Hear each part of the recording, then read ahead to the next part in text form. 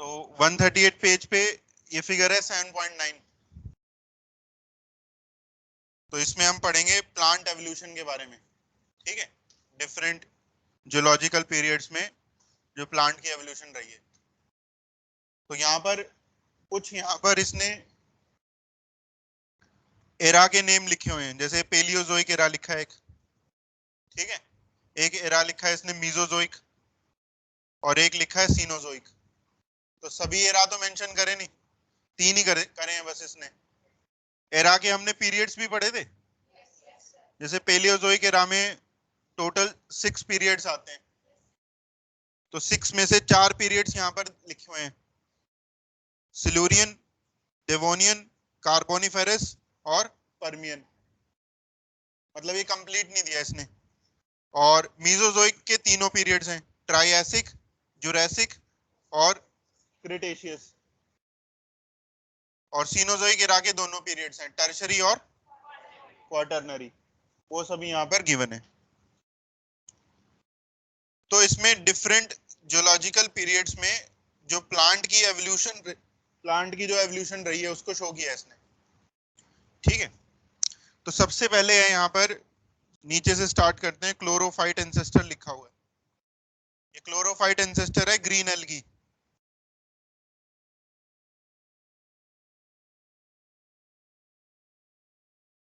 ये है green algae.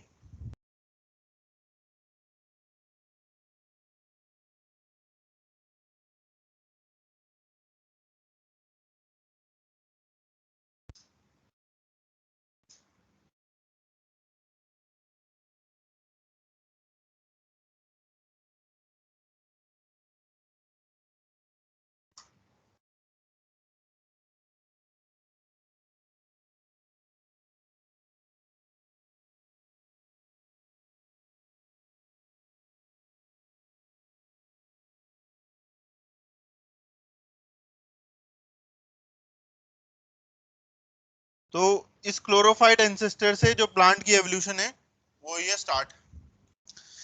तो इस ग्रीन एल्गी से आगे इवॉल्व हुए हैं। यहाँ पर इस एक लाइन में इसने यहाँ पर अलग से लाइन यहाँ निकाली है, और इस लाइन में यहाँ पर मेंशन किया है इसने कार्बोनिफेरस पीरियड में। देखो इवॉल्व होकर क्या बना है,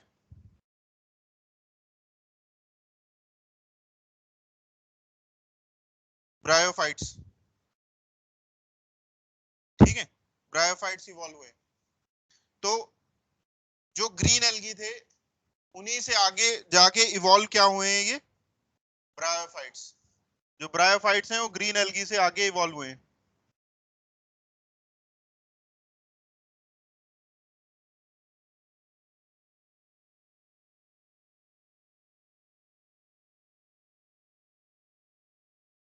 नेक्स्ट, ब्रायोफाइट्स में देखो आप, कार्बोनिफेरस पीरियड से, कार्बोनिफेरस पीरियड में उसने इसको लाइन को थिक कर दिया। पहले लाइन जो थी वो पतली थी ना, इसने थिक कब किया, कार्बोनिफेरस पीरियड में। तो वो क्या शो करेगा, वो शो करता है कि कार्बोनिफेरस पीरियड से ये इवॉल्व होना स्टार्ट हुए हैं जो ब्रायोफाइट्स हैं।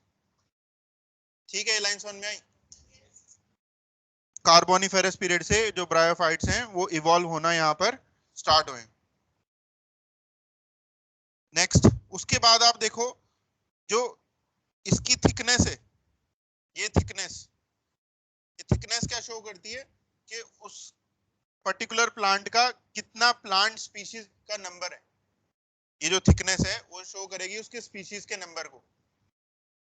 तो यहां पर लिख लो, thickness of line shows species count.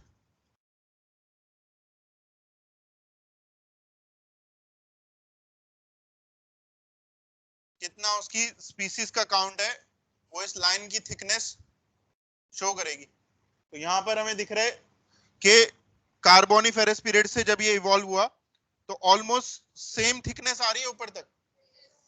मतलब जो ब्रायोफाइट्स में जो स्पीशीज का काउंट रहा है वो मोस्ट ऑफ द टाइम क्या रहा है, सेम ही रहा है। और वो करेंटली भी सेम ही है। ठीक है, अब दोबारा से बिलो नीचे आ जाओ। ये ग्रीन एल्गी जो था क्लोरोफाइट एंसेस्टर, उससे एक लाइन में ये ब्रायोफाइट्स बने, और फिर आगे उससे बने ट्रेकियोफाइट एंसेस्टर। ट्रेकियोफाइट बोलते हैं टेरिडोफाइट्स को। जो ट्रेकियोफाइट होता है ना, वो किसे बोलते हैं? टेरिडोफाइट्स को। ये टेरिडोफाइट का एंसेस्टर था, इनसे आगे टेरिडोफाइट्स बनेंगे। ठीक है, ट्रेकियोफाइट एंसेस्टर से आगे टेरिडोफाइट्स बनेंगे।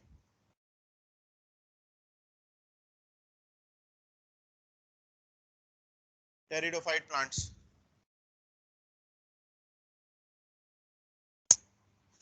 तो टेरिडोफाइट्स में सबसे पहले जो टेरिडोफाइट्स बने वो कौन से हैं? जैसे इसी लाइन में आगे आओ, और यहाँ पर इसने इस लाइन की ब्रांच निकाल दी, और सिल्यूरियन पीरियड में देखो क्या लिखा है इसने, जोस्टेरोफाइलम। जोस्टेरोफाइलम, ये जोस्टेरोफाइलम जो है यहाँ पर, ये एक टाइप का क्या है? टेरिडोफाइट है ये। ठीक है, ये है टेरिडोफाइट।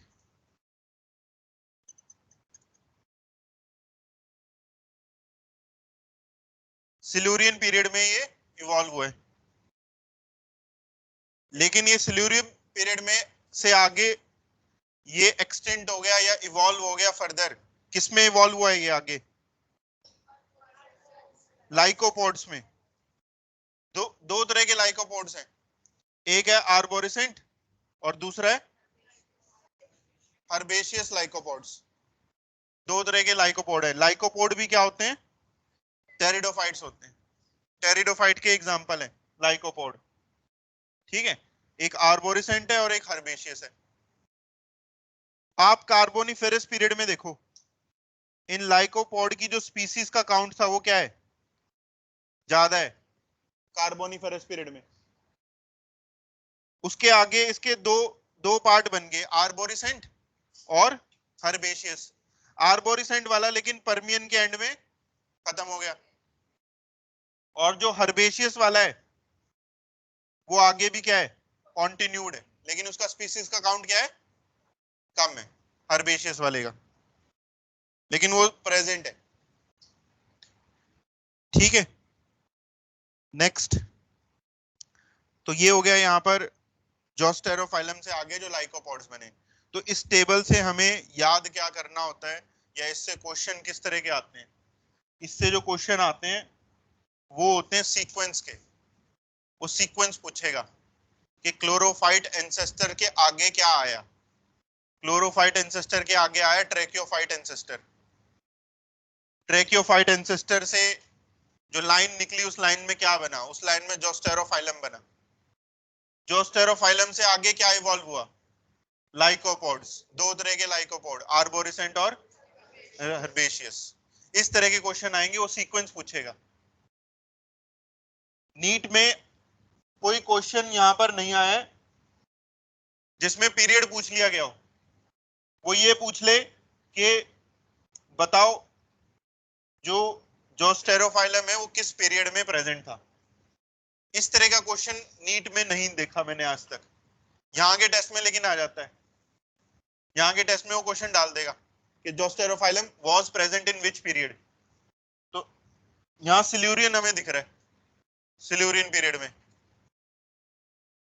आ रहा है पॉइंट 7 में, लेकिन नीट में इस तरह के क्वेश्चन नहीं आते हैं। ठीक है, आ भी सकते हैं क्योंकि ये सारा एनसीईआरटी में गिवन है। नेक्स्ट, आर्बोरिसेंट लाइकोपोड लेकिन खत्म हो गए, हर्बेशियस अभी भी प्रेजेंट है। अब आ जाते हैं आगे, फिर ट्रेकियोफाइट एंसेस्टर से और क्या बना? Rhynia type plants. ये राइनिया टाइप भी टेरिडोफाइट है।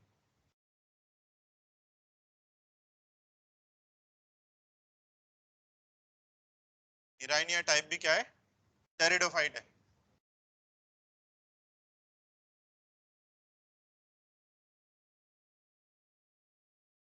ये टेरिडोफाइट फिर आगे फर्दर इवॉल्व हो गया। किसमें इवॉल्व हो गया? साइलोफाइटन में। ये भी टेरिडोफाइट है।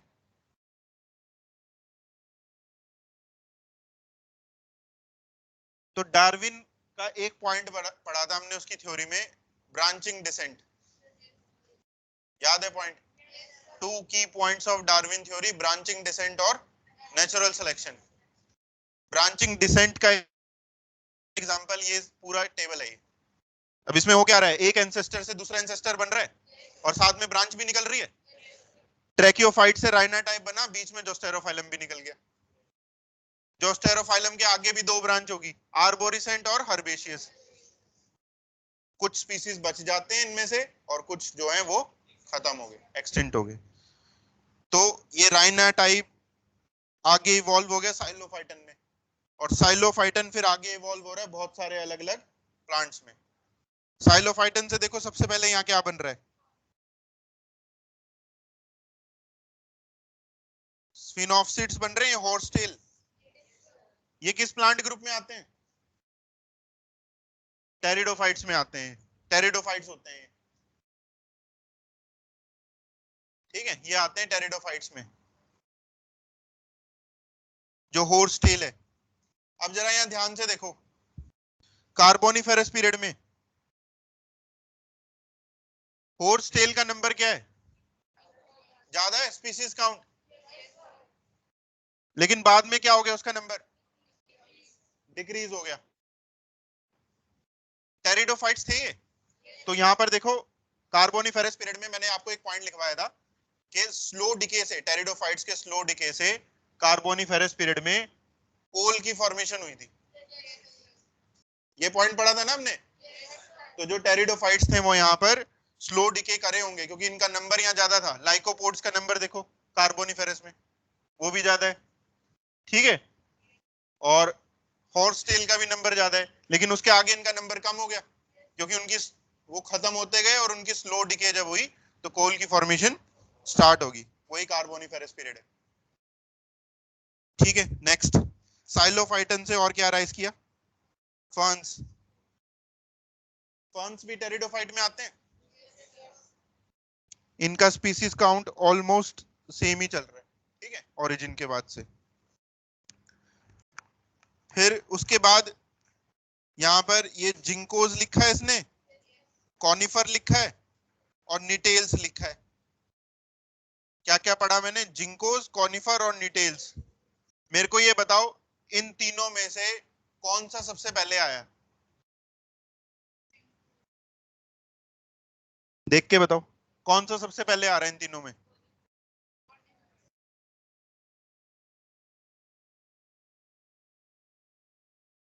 जो कॉनिफर्स हैं वो यहाँ पर सबसे पहले आ रहे हैं, कॉनिफर्स।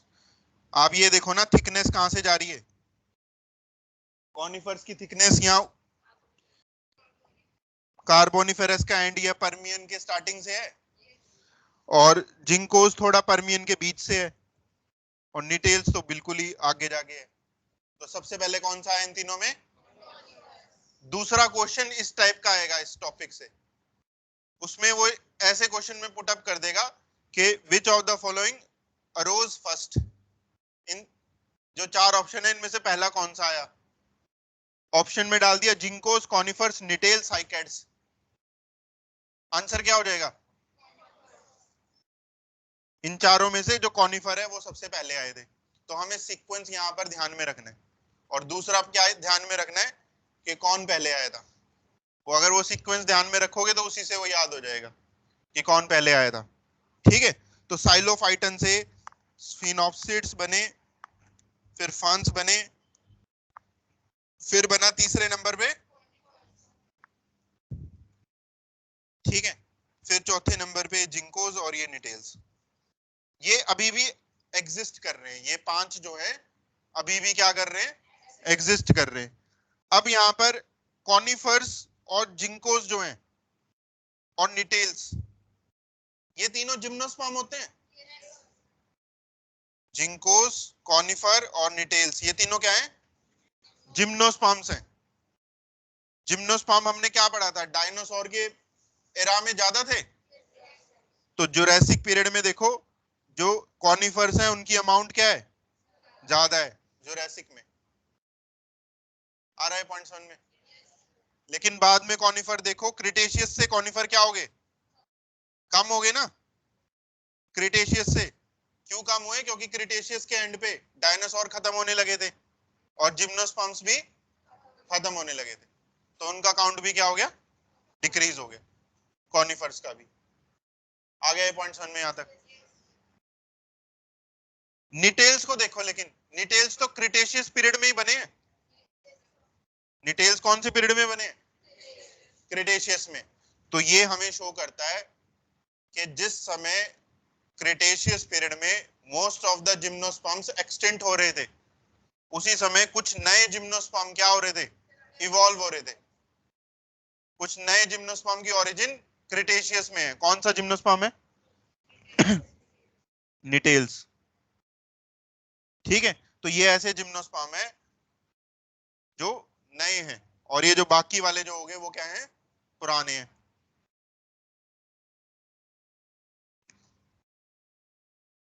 तो most of the gymnosperm Cretaceous के एंड में एक्सटेंट होने लगे थे, लेकिन कुछ नए भी आ गए थे।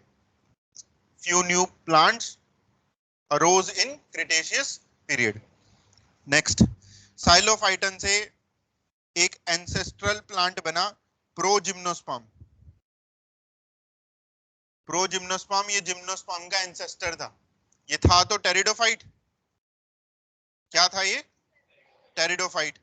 लेकिन इससे माना जाता है कि इस एंसेस्ट्रल प्लांट से आगे जिम्नोस्पर्म्स अराइज हुए। प्रोजिम्नोस्पर्म से क्या बना? Seed ferns. जो फर्न्स होते हैं ये भी टेरिडोफाइट होते हैं।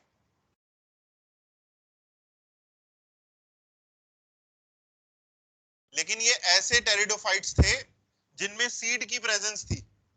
सीड की प्रेजेंस किस में होती है? जिम्नो और एंजियो में होती है सीड्स। टेरिडोफाइट में तो होते नहीं। तो ये मिसिंग लिंक होगा। मिसिंग लिंक हमने पढ़ा था ना, जो खत्म हो चुका है लेकिन दो ग्रुप्स के बीच का करेक्टर है। तो ये सीड फंड्स उसी टाइप के प्लांट्स रहे होंगे। इनसे आगे साइकेड बना। साइकेड जिम्नोस्पर्म में आता है। इसमें भी देख लो, जुरासिक में ज्यादा था, क्रिटेशियस में कम हो गया जो साइकेड है। और सीड फंड से और क्या बने? एंजियोस्पर्म्स बने। एंजियोस्पर्म में डाइकॉट पहले आएगा, मोनोकॉट पहले आया? एंजियोस्पर्म में यहां पर जो डाइकॉट है वो पहले आ रहा है। डाइकॉट क्रिटेशियस पीरियड में ही बन गया है, क्रिटेशियस पीरियड में। और जो मोनोकोट है वो सीनोजोइक एरा में आ रहे हैं, वो बाद में बन रहे हैं मोनोकोट। तो डाइकॉट ज्यादा पुराने हुए और मोनोकोट क्या है? रीसेंट है। तो एंजियोस्पर्म्स की एवोल्यूशन क्रिटेशियस पीरियड में हुई। ठीक है, कुछ जिम्नोस्पर्म्स भी क्रिटेशियस में बने, लेकिन most of the gymnosperm Cretaceous में कम हो गए। आगे पॉइंट समझ में? एंजियोस्पर्म्स की थिकनेस देखो, बहुत ज्यादा है। तो इसका स्पीसीज का काउंट क्या है? सबसे ज्यादा है। फ्लावरिंग प्लांट्स इसमें आ गए। ठीक है, तो क्वेश्चन मैंने किस तरह के बताया इसमें? एक तो आपको सीक्वेंस को ध्यान में रखना। ठीक है, सीक्वेंस पूछ लेगा, विच of the following is correct sequence, और उसमें डाल देगा क्लोरोफाइट एंसेस्टर, फिर राइना टाइप, फिर साइलोफाइटन, इस तरह से। तो वो रॉन्ग हो गया ना, बीच में ट्रैकियोफाइट तो आया नहीं। तो इस तरह के क्वेश्चन आते हैं इसमें, सीक्वेंस से क्वेश्चन आते हैं। दूसरा क्वेश्चन कौन सा आता है कि कौन सा पहले बना, वो भी हमें ध्यान में रखना है। तीसरा जो है, जो यहाँ के टेस्ट में मैंने बताया, उसमें डायरेक्ट पीरियड पूछ लेता है कि ब्रायोफाइट्स कौन से पीरियड से इवॉल्व हुए, कार्बोनिफेरस। वो यहाँ के टेस्ट में आता है, नीट में लेकिन ऐसा क्वेश्चन नहीं देखा। ठीक है, तो ये टेबल एक बार में याद नहीं होगा, इसे आपको लिख कर देखना पड़ेगा। ठीक है, याद करके इसको रटना ही पड़ेगा बेसिकली, याद करके इसको लिख कर देखना पड़ेगा। एक एक प्लांट को आप लिख कर देख सकते हो। ब्रायोफाइट को अलग किया, टेरिडोफाइट्स को अलग कर लो, जितने भी टेरिडो है। जिम्नोस्पर्म्स को आइडेंटिफाई कर लो, और एंजियोस्पर्म्स तो लास्ट में है ही।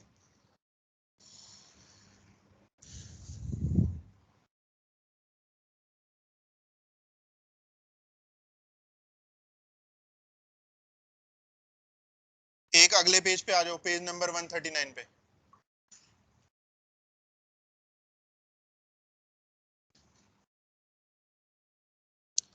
पेज 139 पे फिगर है 7.10।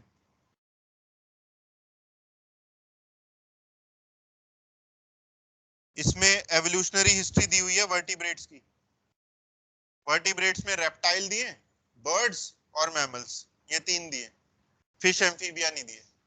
ठीक है, तो आप यहां पर सबसे पहले देखो, अच्छा इसने यहां पर पीरियड्स लिखे हुए हैं, जैसे कार्बोनिफेरस पीरियड है, इसका टाइम पीरियड कौन सा है, एज भी लिखी हुई है उसकी, 350 से 300 MYA, ये कार्बोनिफेरस के लिए। 250 से 300 ये किसके लिए, पर्मियन के लिए। 200 से 250 ट्राइएसिक के लिए।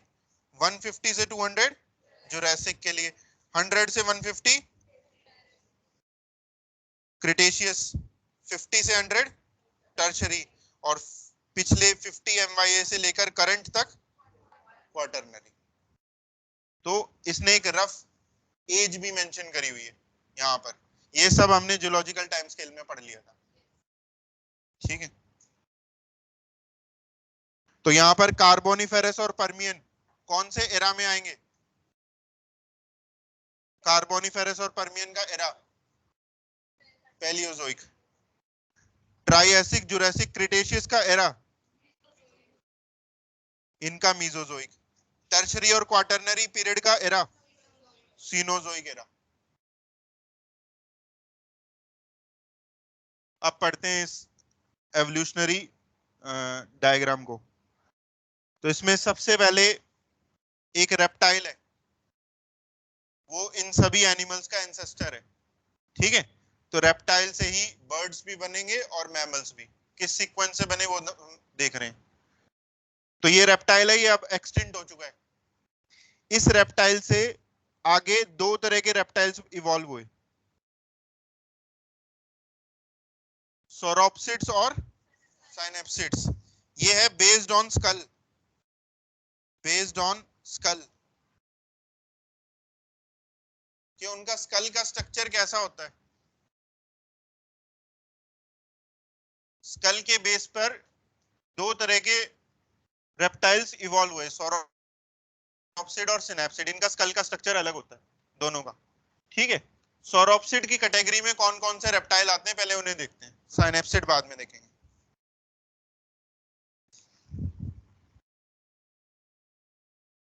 जो सोरोप्सिड्स होते हैं,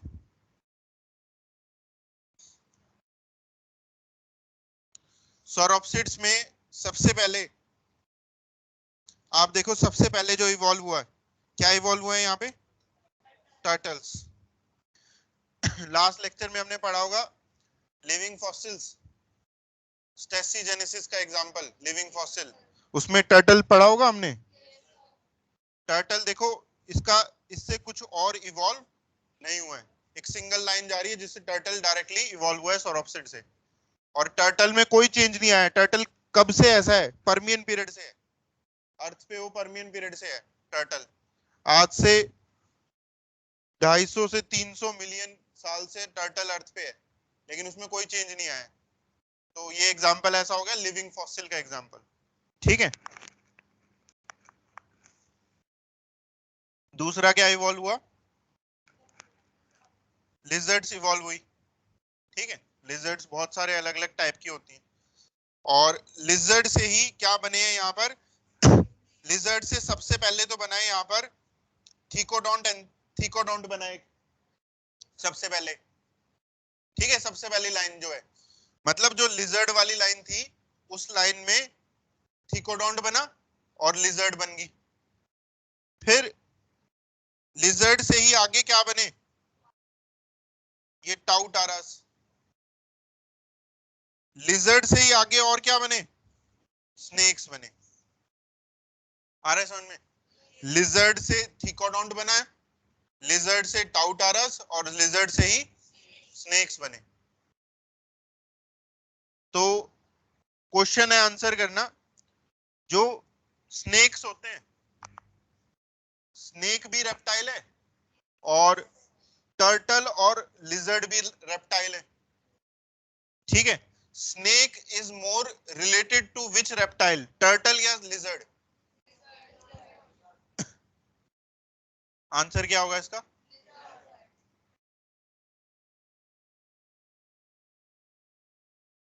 जो स्नेक है वो लिजर्ड से ज्यादा रिलेटेड है, वो उसका एवोल्यूशनरी, ये हमें हिस्ट्री बता रहा है उसका, क्योंकि तो जिस लाइन से लिजर्ड बनी है उसी लाइन से क्या बने, स्नेक भी बने।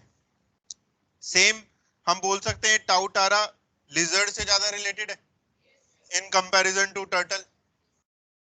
ठीक है तो ये सारे ही सौरोप्सिड्स, इन सबको सौरोप्सिड बोलते हैं। ठीक है, इनका स्कल का स्ट्रक्चर एक जैसा होता है, लेकिन एवोल्यूशनरी ये हिस्ट्री हमें बताती है कि कौन किससे ज्यादा रिलेटेड है। तो ये हो सकता है कि लिजर्ड से ही इवॉल्व होके स्नेक बने, लिजर्ड से ही क्या बने, स्नेक बने। नेक्स्ट, अब आ जाओ इस पे, जो थीकोडोंट है यहाँ पे, थीकोडोंट जो है इससे आगे इवॉल्व क्या हुए हैं, क्रोकोडाइल्स। क्रोकोडाइल एक इवॉल्व हो गए। देखो जो क्रोकोडाइल है ये भी एक टाइप के लिविंग फॉसिल ही है, क्योंकि क्रोकोडाइल से कुछ और फर्दर आगे इवॉल्व नहीं हुआ है। इस थीकोडोंट एंसेस्टर से ही, थीकोडोंट एंसेस्टर मैंने आपको डायनासोर के एवोल्यूशनरी ट्री में पढ़ाया था, सबसे नीचे लिखवाया था मैंने थीकोडोंट एंसेस्टर। उसी से क्रोकोडाइल बने थे और उसी से आगे क्या बने थे, डायनासोर्स बने थे। ठीक है, डायनासोर कब एक्सटिंक्ट हो गए, टर्शरी पीरियड में, 65 MYA, ये पॉइंट भी हमने पढ़ा था, 65 MYA टर्शरी पीरियड में डायनासोर हो गए एक्सटिंक्ट। ठीक है, डायनासोर वाली लाइन से क्या इवॉल्व हुए, बर्ड्स इवॉल्व हुए डायनासोर वाली लाइन से। अब इनमें पहले आर्कियोप्टेरिक्स बना होगा और वही आर्कियोप्टेरिक्स आगे इवॉल्व हुआ होगा फर्दर मॉडर्न डे बर्ड्स में। ठीक है, डायनासोर तो खत्म हो गए लेकिन बर्ड्स अभी भी प्रेजेंट है। इसलिए कहा जाता है कि जो डायनासोर थे, कुछ ये बोलते हैं कि डायनासोर जो उड़ने वाले डायनासोर थे, हो सकता है कि वो इवॉल्व हो गए हो बर्ड्स में। जब डायनासोर खत्म हो रहे थे तो उड़ने वाले डायनासोर बर्ड्स में इवॉल्व हो गए हो, ये पॉसिबिलिटी है, क्योंकि डायनासोर वाली लाइन से ही बर्ड्स बने थे। अब क्वेश्चन है मेरा, आंसर करना। क्रोकोडाइल लिजर्ड से ज्यादा रिलेटेड है कि बर्ड से ज्यादा रिलेटेड है? क्रोकोडाइल, लिजर्ड के बर्ड्स? लिजर्ड देखो रेप्टाइल होता है, लेकिन बर्ड अलग है, क्रोकोडाइल भी रेप्टाइल है। स्टिल वो ज्यादा रिलेटेड किससे है, बर्ड से ज्यादा रिलेटेड है, लिजर्ड से नहीं है। क्यों है ज्यादा रिलेटेड, क्रोकोडाइल और बर्ड्स का जो अल्टीमेट ये एंसेस्टर है, क्या है वो, थीकोडोंट। क्रोकोडाइल बर्ड से ज्यादा रिलेटेड है in comparison to other reptiles. ये हमें इस एवोल्यूशनरी डायग्राम से भी पता चल रहा है और इन दोनों की ब्लड टेस्टिंग करके भी पता चलता है। अगर आप अगर आप क्रोकोडाइल का ब्लड और बर्ड्स के ब्लड को मैच करोगे तो बहुत सारे उनके ब्लड में जो एंटीजेंस या एंटीबॉडी होते हैं वो मैच कर जाते हैं, बर्ड्स के और किसके, क्रोकोडाइल के। क्यों मैच कर रहे हैं, क्योंकि वो कॉमन एंसेस्टर से बना है। क्रोकोडाइल के ब्लड और किसी दूसरे रेप्टाइल का ब्लड मैच कम करता है, बर्ड से वो ज्यादा मैच कर जाता है। ठीक है, ये शो करता है उनकी कॉमन एंसेस्ट्री है। लिखो इस पॉइंट को, सीरोलॉजिकल टेस्ट। सीरोलॉजिकल टेस्ट होता है blood test,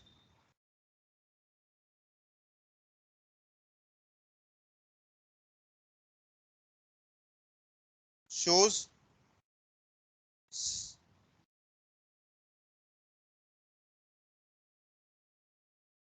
shows similarities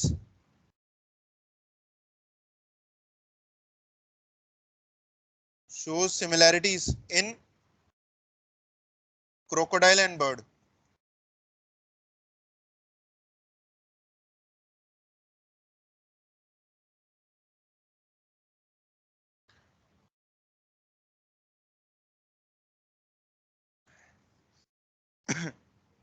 crocodile में कितने चैम्बर्ड हार्ट होता है? 4 चैम्बर्ड हार्ट होता है। और बर्ड में कितने चैम्बर्ड हार्ट होता है? बर्ड में भी 4 चैम्बर्ड हार्ट होता है। क्रोकोडाइल रेप्टाइल में एक्सेप्शन होता है जिसमें 4 चैम्बर्ड हार्ट है। क्यों है एक्सेप्शन? क्योंकि कॉमन इंसेस्टर क्या है? ये थीकोडोंट है। ये 4 चैम्बर्ड हार्ट वाला था। डायनासोर भी 4 चैम्बर थे। डायनासोर के पास थी, जो क्रोकोडाइल के पास भी है, थीकोडोन टीथ। बाकी किसी रेप्टाइल पे थीकोडोन टीथ नहीं होते। ठीक है, नेक्स्ट। तो ये हो गया कंप्लीट यहां पर सौरोप्सिड्स का। अच्छा, यहां पर बर्ड्स की एवोल्यूशन क्रिटेशियस पीरियड में हो रही है। जो बर्ड्स हैं क्रिटेशियस में बन रहे हैं ना, जब डायनासोर खत्म हो रहे थे, तो ऐसे याद कर लो कि उनमें से कुछ बर्ड्स में इवॉल्व हो गए, ऐसे याद कर लो। तो क्रिटेशियस में ये बर्ड्स जो है बन गए। नेक्स्ट, साइनेप्सिड्स। सौरोप्सिड्स हो गए कंप्लीट। दूसरा है साइनेप्सिड्स।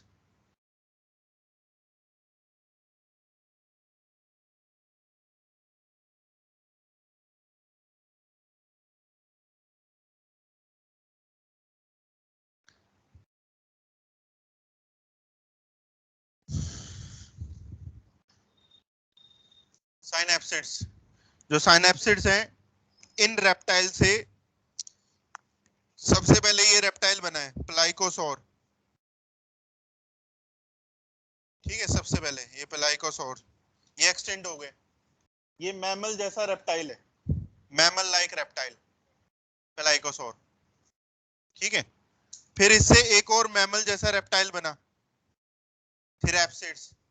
ये भी रेप्टाइल है, लेकिन इनमें चेंजेस देखो क्या हो रहे हैं। इनके जो हाथ पैर है वो थोड़े लॉन्ग लॉन्ग हो रहे हैं रेप्टाइल के कंपैरिजन में। जैसे क्रोकोडाइल के जो लिम्स होते हैं वो छोटे होते हैं, लिजर्ड्स में भी छोटे होते हैं, स्नेक में तो होते ही नहीं। इनके जो है वो लॉन्गर हो रहे हैं, जैसे मैमल्स में होते हैं। ठीक है, तो प्लाइकोसौर और थेरैप्सिड दोनों रेप्टाइल है, एक्सटिंक्ट हो चुके हैं। इन रेप्टाइल से आगे किसका एवोल्यूशन हुई है? मैमल्स इवॉल्व हुए हैं। मैमल्स कौन से पीरियड में इवॉल्व दिख रहे हैं यहाँ पे? कौन सा पीरियड है ये?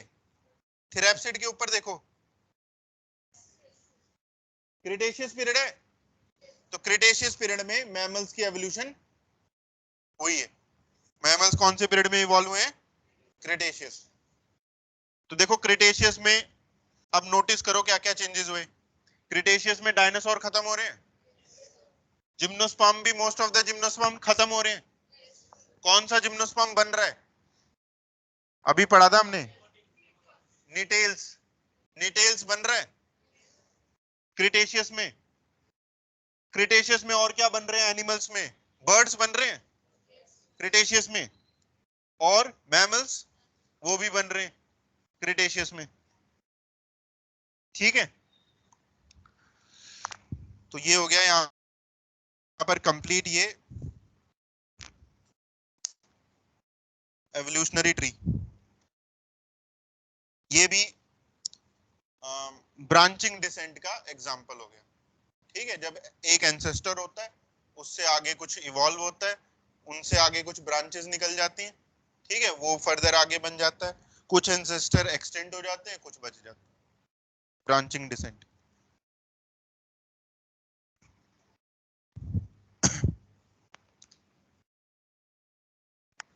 नेक्स्ट, अब हम आ जाते हैं अगले टॉपिक पे।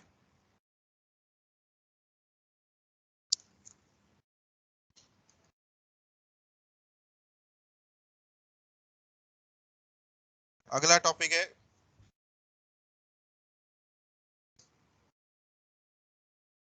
Evolution of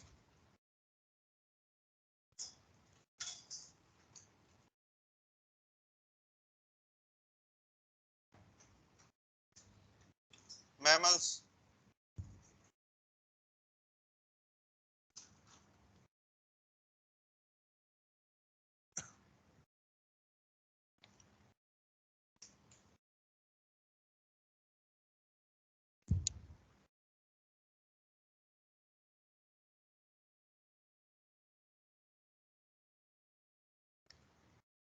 mammals evolve from, किससे इवॉल्व हुए?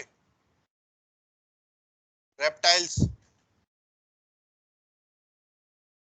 लास्ट रेप्टाइल कौन सा देखा था टेबल में?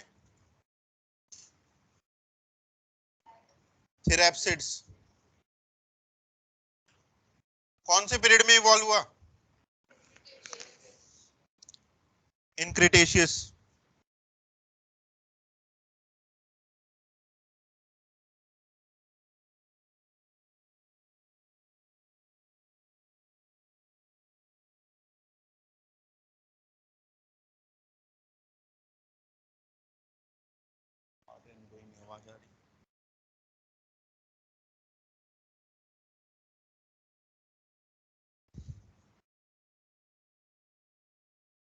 First mammals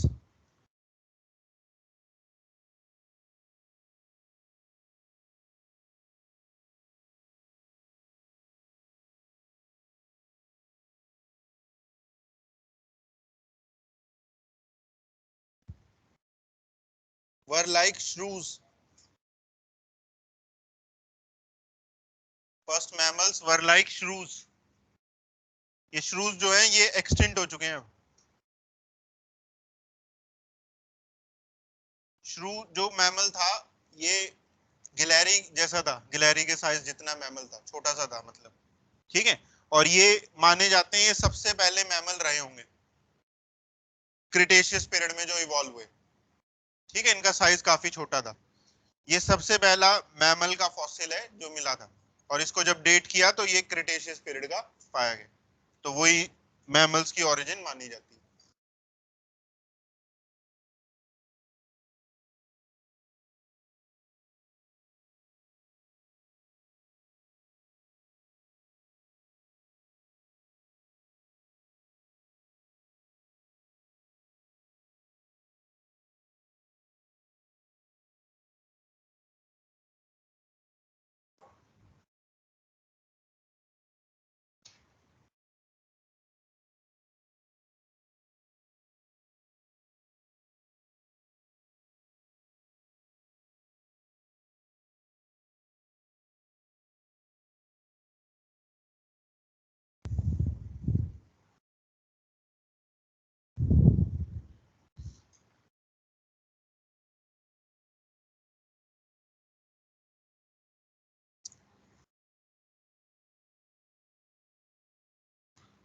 When North America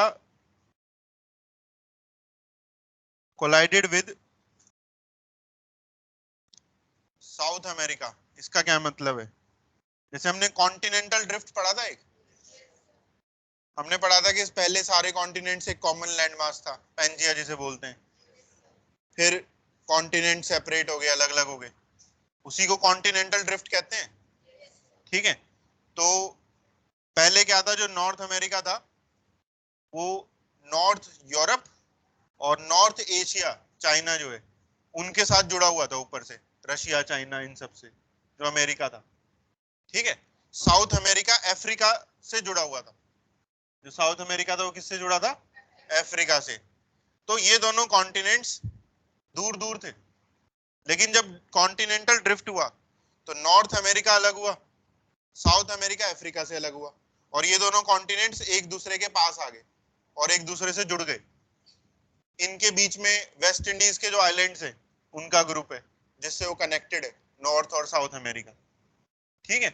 तो जब नॉर्थ और साउथ अमेरिका आपस में कोलाइड करे तो हुआ क्या, नॉर्थ अमेरिका के जो मैमल्स थे या एनिमल्स जो थे नॉर्थ अमेरिका के, वो चले गए कहां पर? साउथ अमेरिका में चले गए वो। और नॉर्थ अमेरिका के एनिमल्स ज्यादा स्ट्रोंगर थे साउथ अमेरिका वालों से, तो उन्होंने क्या किया, साउथ अमेरिका के एनिमल्स को मार दिया और खुद वहां पर ग्रो करने लगे। तो ये एक रीजन है कि नॉर्थ और साउथ अमेरिका में सेम मैमल्स क्यों मिलते हैं? नॉर्थ और साउथ अमेरिका में जो मैमल्स मिलते हैं ना, वो सेम होते हैं। वो क्यों मिल रहे हैं? क्योंकि नॉर्थ अमेरिका के मैमल ही कहाँ आ गए थे? साउथ में आ गए थे। जब क्या हुआ था? कॉन्टिनेंटल ड्रिफ्ट हुआ था।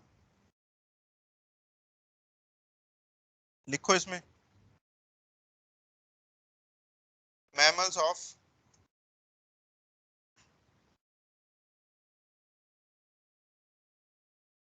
South America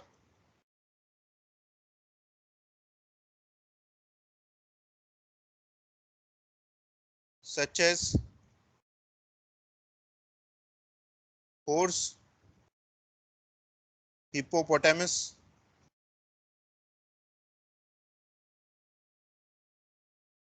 were overridden by mammals of north.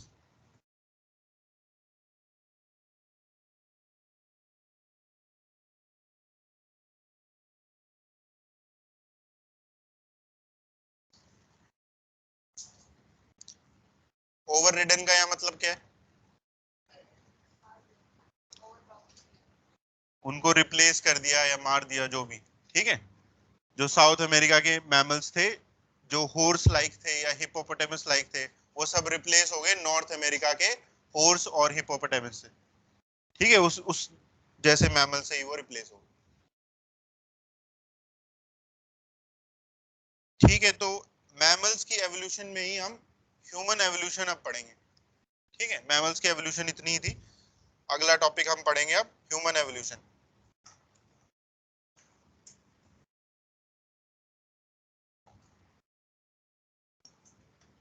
तो नेक्स्ट टॉपिक है human evolution.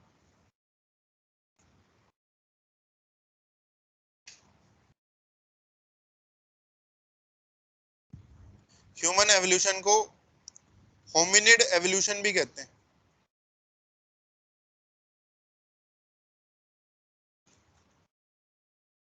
Hominid evolution.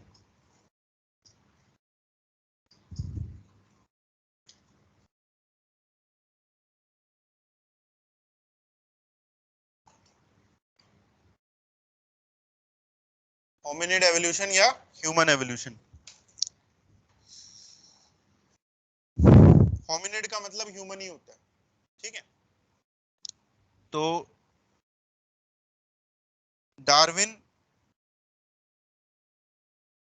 First suggested that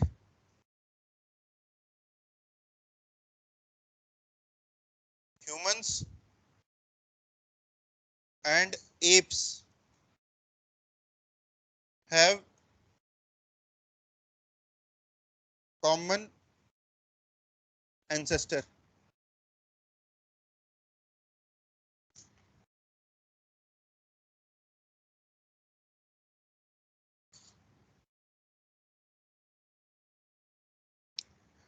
Darwin ने सबसे पहले ये कहा था कि ह्यूमंस और एप्स का जो एंसेस्टर है वो क्या है? कॉमन है, सेम है। एप्स क्या होते हैं? एप्स होते हैं जैसे ये चिंपैंजी हो गया, गोरिल्ला हो गया, मंकीज हो गए, इन सबको एप्स कहते हैं। चिंपैंजी, गोरिल्ला, मंकीज और भी आ जाते हैं कुछ। ठीक है, वो सब एप्स हैं। तो हम लोग मंकीज से नहीं बने। उसका कहने का मतलब ये था कि हम लोग मंकीज से नहीं बने, बल्कि मंकी और ह्यूमन का जो एंसेस्टर था वो क्या था? वो सेम था, कॉमन था। अगर हम लोग मंकीज से इवॉल्व हुए होते तो मंकी इस समय खत्म हो चुके होते। ठीक है, वो भी एग्जिस्ट कर रहे हैं, चिंपैंजी गोरिल्ला भी है, हम भी है, क्योंकि हमारा एंसेस्टर क्या है? सेम है। इसलिए उनके करेक्टर और हमारे करेक्टर कुछ मैच कर जाते हैं। डिफरेंसेस भी हैं लेकिन कुछ करेक्टर सेम भी होते हैं।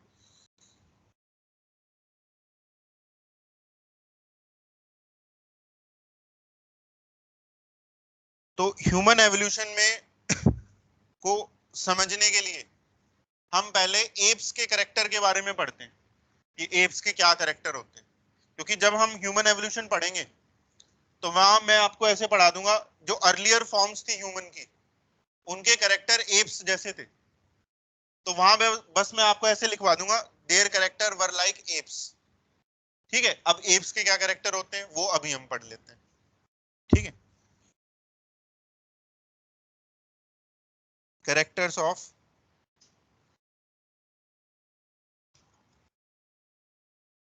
एप्स।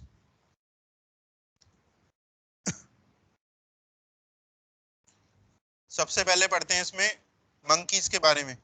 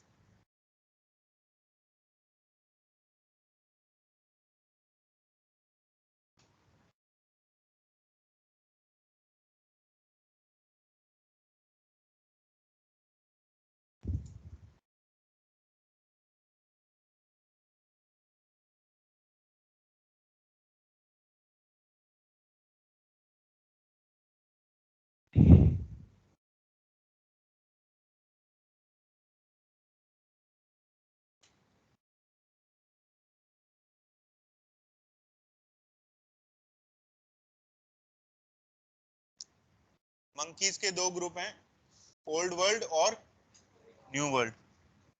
मीनिंग इनका क्लियर है कि ओल्ड वर्ल्ड वाले ज्यादा पुराने मंकी हैं और जो न्यू वर्ल्ड वाले मंकी हैं वो रिसेंट है, इनकी एवोल्यूशन बाद में हुई होगी। ओल्ड वर्ल्ड वालों का एग्जांपल है मकाका या रीजस मंकी। ये वही मंकी होता है जो हमें घरों में दिख जाता है कई बार कूदता हुआ, घरों में रहता नहीं है, वैसे ही बालकनी से जा रहा होता है। तो जो ब्राउन कलर का होता है वो रीजस मंकी होता है जो सबसे कॉमन है। और न्यू वर्ल्ड वाले ये स्पाइडर मंकी ये होते हैं, जो लंगूर जो होता है, लंगूर देखा ही होगा आपने, काले कलर का होता है वो, और पूंछ उसकी क्या होती है, पूंछ लंबी सी होती है उसकी, इनसे ज्यादा लंबी पूंछ होती है। ठीक है, तो वो न्यू वर्ल्ड मंकी में आते हैं, उनके कैरेक्टर इनसे अलग होते हैं, इनके कैरेक्टर्स को मैच करते हैं।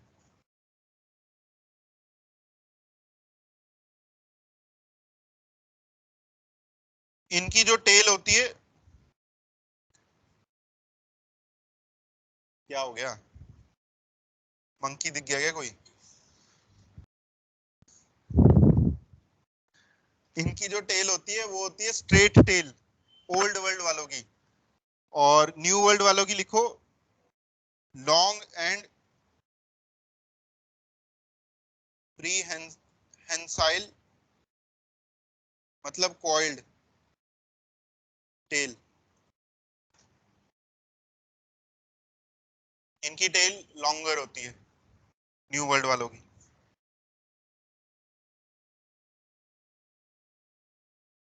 इनकी नोज डाउनवर्ड डायरेक्टेड होती है।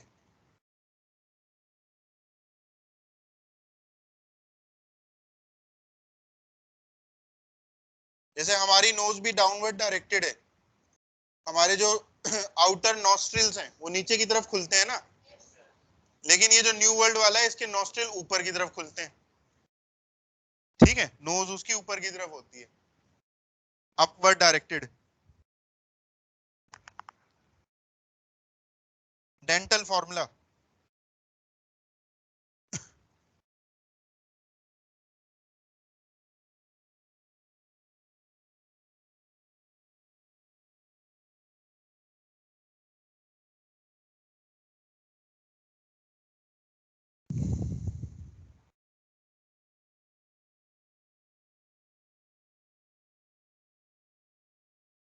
टीथ का फॉर्मूला, डेंटल फॉर्मूला भी अलग अलग है। हम में कौन सा होता है डेंटल फॉर्मूला? 2123 बाय 2123। इसमें न्यूमरेटर तो अपर जो होती है और डिनोमिनेटर लोअर जॉ। एक हाफ साइड के टीथ होते हैं, अगले हाफ के टीथ नहीं लेते, एक साइड के टीथ लेते हैं। ठीक है, तो टू, सबसे पहला जो टू आया है वो इंसीजर के लिए आता है, 1 यहां पर आया कैनाइन के लिए, फिर जो 2 आता है वो प्री मोलर्स, और 3 आता है मोलर मोलर टीथ के लिए। तो जो ओल्ड वर्ल्ड वाला डेंटल फॉर्मूला है वो हमसे क्या है, सेम है। न्यू वर्ल्ड वाले में डेंटल फॉर्मूला थोड़ा अलग है, 2133।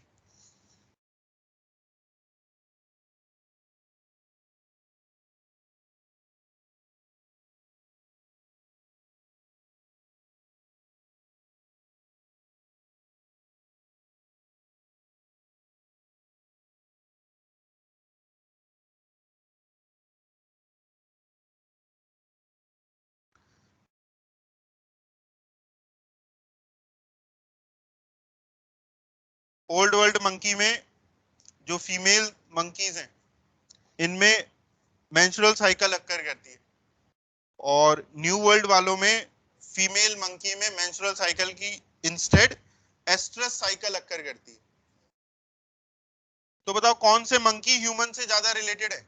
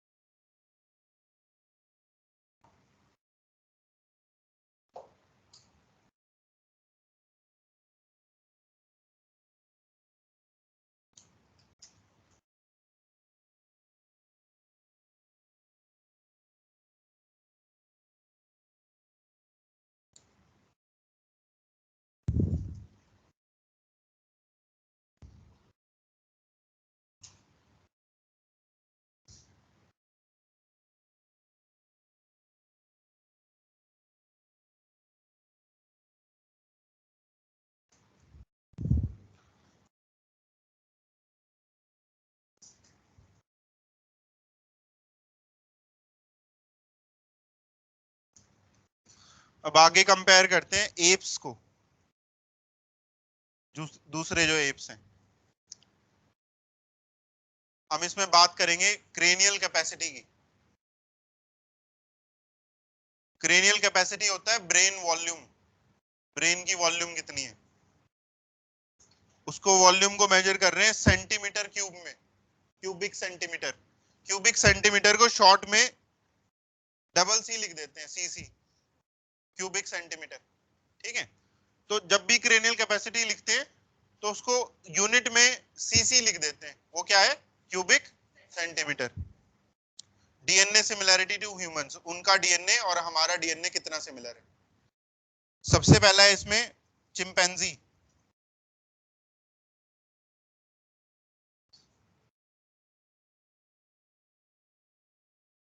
क्रेनियल कैपेसिटी है इसकी 500 सीसी, और डीएनए हमसे सिमिलर है इसका 98.8%।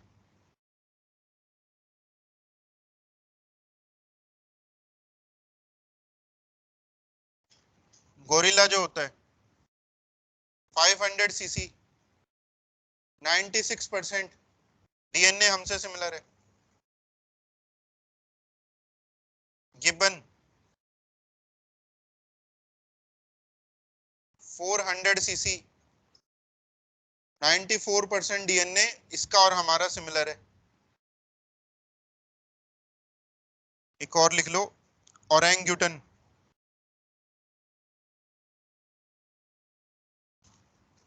100 सीसी, और 90% तक इसका डीएनए हमसे मैच कर जाता है।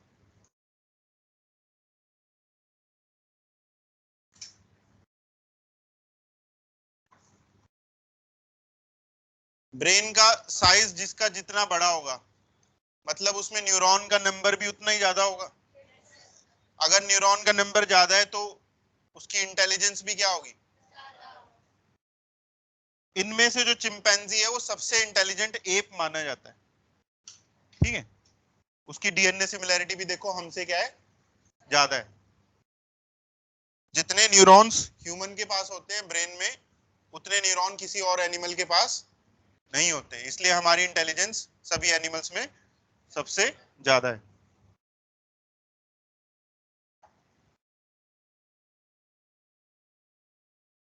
ठीक है, तो ये भी एक पॉइंट हो गया।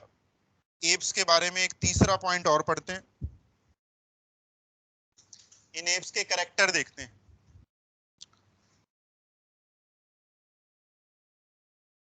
जैसे इनकी पूरी बॉडी हेयर से कवर्ड होती है, dense body hair on apes. Chimpanzee gorilla को इमेजिन करो, पूरी बॉडी इनकी ब्लैक कलर के हेयर से कवर्ड होती है, लेकिन ह्यूमंस में जो बॉडी हेयर है वो वेस्टिजियल होते हैं। Next, four limbs longer than hind limbs।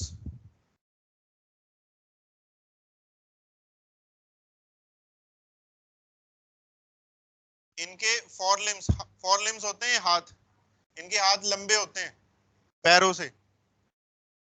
हम में उल्टा होता है, हम हमारे पैर लंबे होते हैं और हाथ छोटे होते हैं।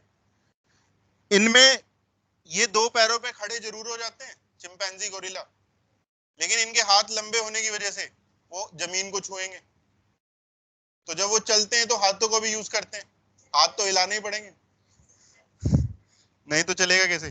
तो चलते वक्त वो दोनों हाथों को भी यूज करेंगे और पैरों को भी यूज करेंगे, हालांकि वो खड़े हो सकते हैं दो पैरों पे हमारी तरह।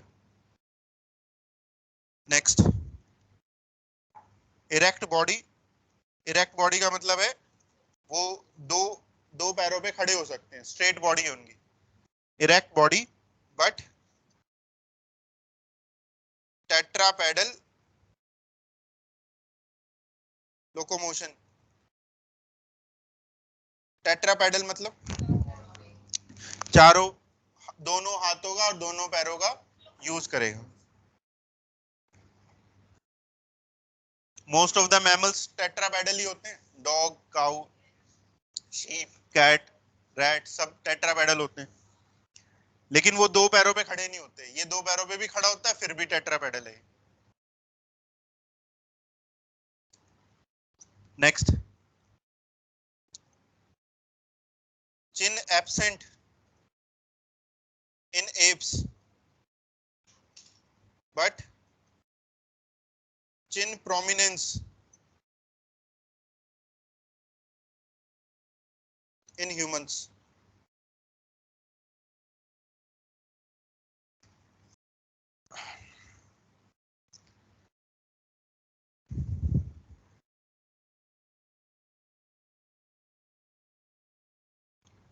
चिन ये होता है ठोडी जिसे कहते हैं, ठोडी को, ठीक है।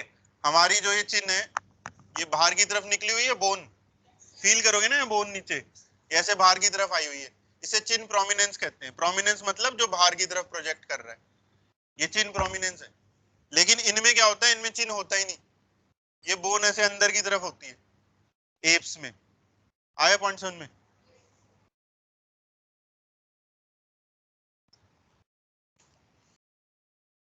Bro ridge present,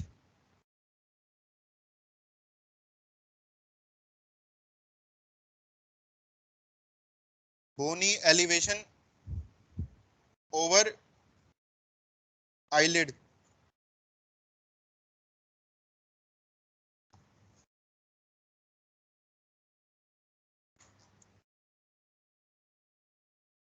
bro ridge present. Apes में क्या होता है, ये जो ये जो पलकें होती हैं, ये आईलिड जो होती है, ठीक है, आईलिड के ऊपर यहाँ पर बोन निकली होती है, यहाँ से एक बोन निकली होती है बाहर की तरफ।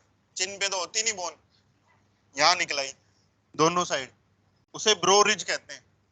आई ब्रो के ऊपर एक बोन निकली होती है, ठीक है। हम में ये चीज फ्लैट है, हमारे पास वो बोनी एलिवेशन नहीं है जो इनके पास है, चिन्ह है लेकिन हमारे पास। तो देखो, जब हम ह्यूमन एवोल्यूशन पढ़ेंगे तो मैं ऐसे लिखवाऊंगा, दे हैड एप्स करेक्टर, तो समझ जाओगे ये सारे करेक्टर होते हैं एप्स में, डेंस बॉडी, हेयर, टेट्रापेडल, लोकोमोशन, या बाकी सब जो है। ठीक है, नेक्स्ट है, ओवर आईलिड है ना, उसके ऊपर आईब्रो पे। अगला पॉइंट है, अब पढ़ते हैं इनके जो सिमिलैरिटी है हमारे साथ। एबीओ ब्लड ग्रुप, इनमें भी सेम ब्लड ग्रुपिंग सिस्टम है जो हमारे पास है, सेम ब्लड ग्रुप्स।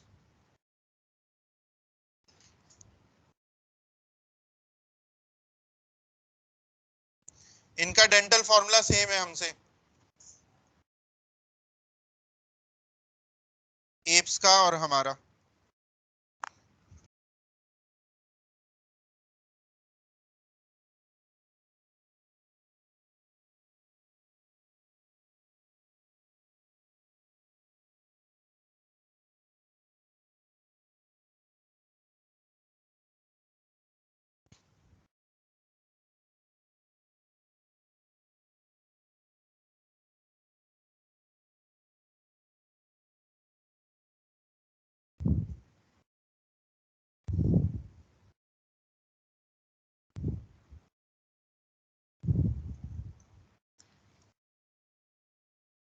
एप्स में और ह्यूमंस में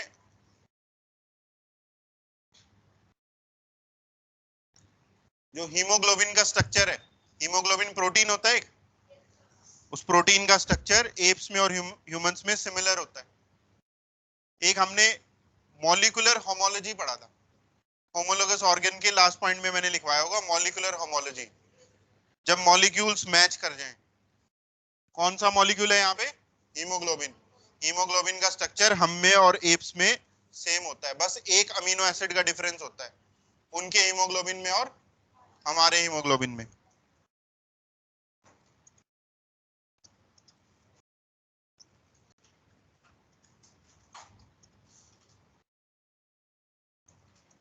अब ये सिमिलैरिटी तभी हो सकती है जब कॉमन इंसेस्ट्री हो। इनमें क्रोमोसोम्स का नंबर 48 होता है, हमारे पास कितना है? 46 है।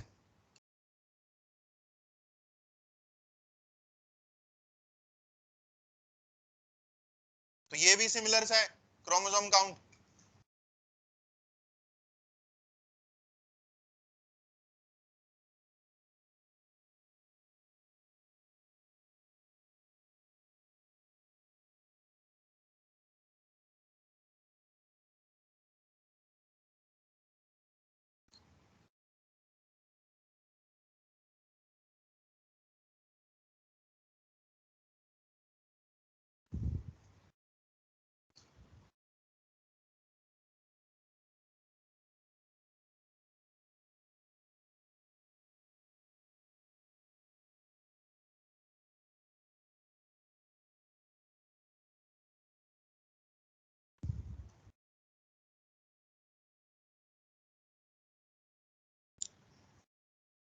दो क्रोमोसोम्स हमारे पास लेस हैं एप्स के कंपैरिजन में। ये जो दो क्रोमोसोम्स का लॉस हुआ है ड्यूरिंग ह्यूमन एवोल्यूशन, इसे बोलते हैं रॉबर्टसोनियन ट्रांसलोकेशन। ठीक है, रॉबर्टसन कोई पर्सन रहा होगा जिसने स्टडी किया था, उसने अपना ही नाम दे दिया। रॉबर्टसोनियन ट्रांसलोकेशन ड्यूरिंग एवोल्यूशन, हमारे दो क्रोमोसोम्स खत्म हो गए जो एप्स के पास बच गए। ठीक है, तो हमारे पास दो क्रोमोसोम कम है। नेक्स्ट,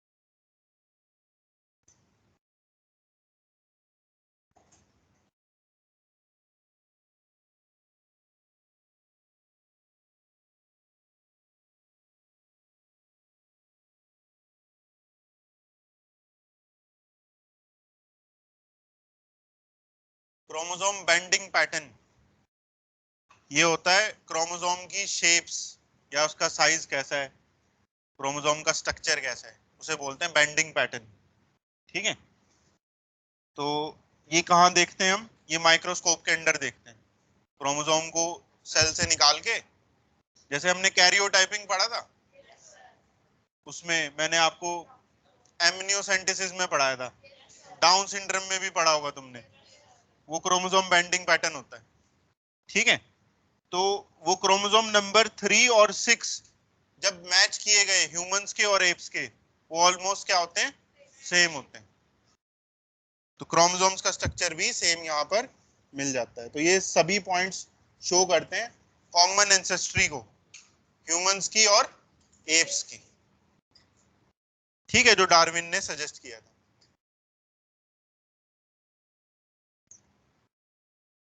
तो अब हम स्टार्ट करते हैं जो मेजर इवेंट्स हुए ह्यूमन एवोल्यूशन में।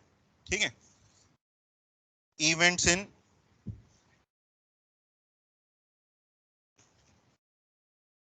Human evolution.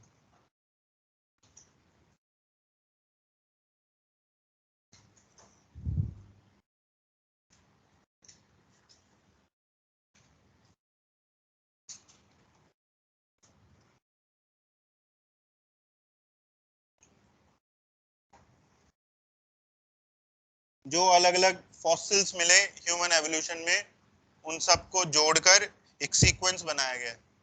ठीक है, ह्यूमन एवोल्यूशन का। तो सबसे पहले जो स्टार्ट हुआ है वो है, हम एक फ्लो चार्ट की मैनर में लिखेंगे। तो कॉपी के सेंटर से लिखना स्टार्ट करना, सेंटर में नेम्स लिखेंगे अलग अलग जो भी फॉसिल मिले, और लेफ्ट और राइट साइड में उनके कैरेक्टर्स लिखेंगे। ठीक है, तो देख लो कैसे फ्लो चार्ट में लिखना है। सेंटर से लिखना स्टार्ट करेंगे। जैसे सबसे पहला है ड्रायोपिथिकस,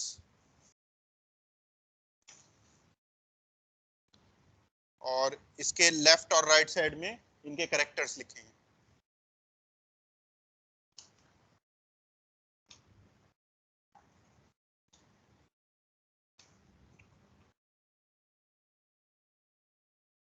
ड्रायोपिथिकस जो है ये कॉमन एंसेस्टर था,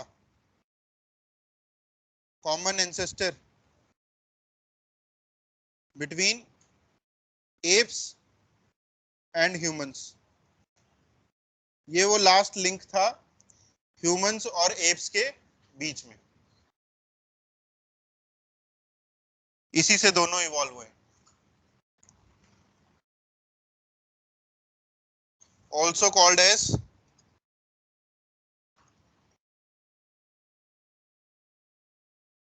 प्रोकंसुल।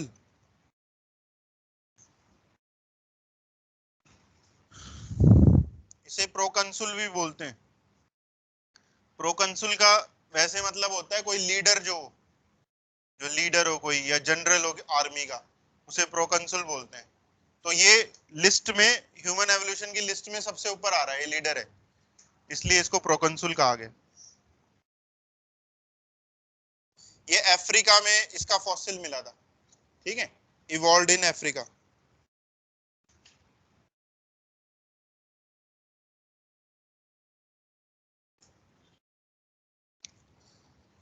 इसका फॉसिल कितना पुराना था, इसका फॉसिल था 15 से 24 MYA, मिलियन ईयर्स अगो।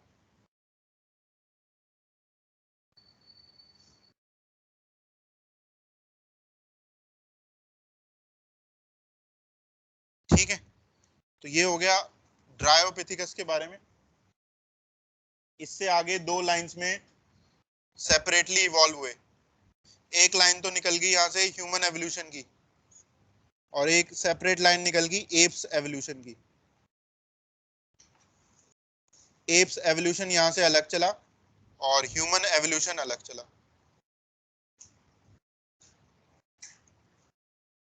हम केवल यहाँ पढ़ेंगे ह्यूमन एवोल्यूशन। एप्स हमसे यहाँ अलग हो गए थे।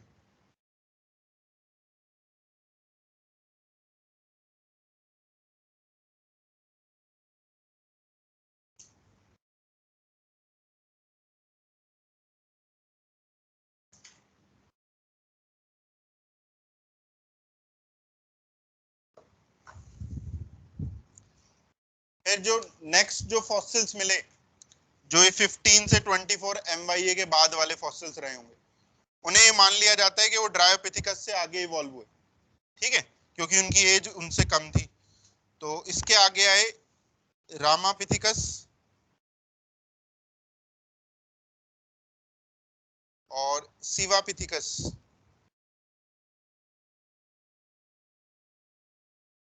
और एक दूसरा आया केनियापिथिकस।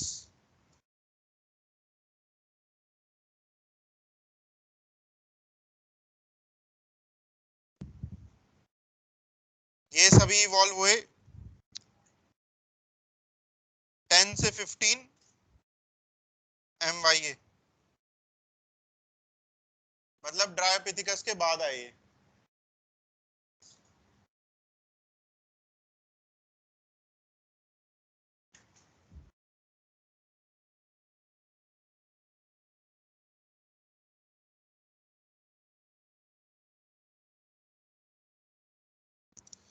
जो इनमें से रामा और सिवापिथिकस थे, इनके फॉसिल इंडिया में मिले थे। Fossil found in Shivalik hills,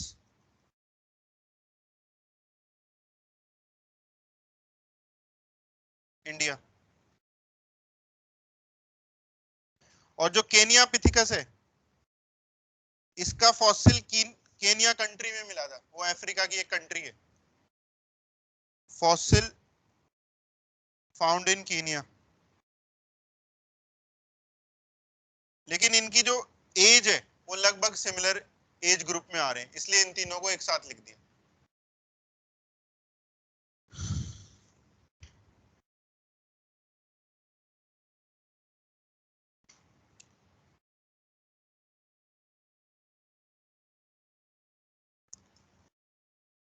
इनसे आगे जो इवॉल्व हुआ है वो है ऑस्ट्रेलो पिथिसीन्स। ऑस्ट्रेलोपिथिसीन्स। एनसीईआरटी में ये पिथिसीन्स लिखा हुआ है। पिथिसीन्स इसी पिथिकस का प्लूरल फॉर्म है, ठीक है। वो आप इसे ऑस्ट्रेलोपिथिकस भी बोल सकते हो, लेकिन एनसीईआरटी में क्या लिखा हुआ है, ये ऑस्ट्रेलोपिथिसीन्स लिखा हुआ है, इसलिए मैं उसी चीज को यहां लिख रहा हूं।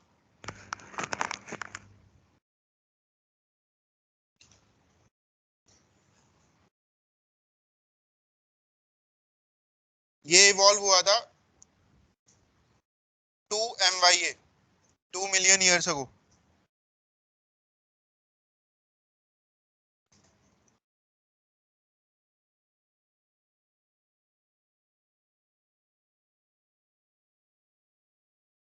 इसे फर्स्ट एप मैन बोलते हैं। First app man.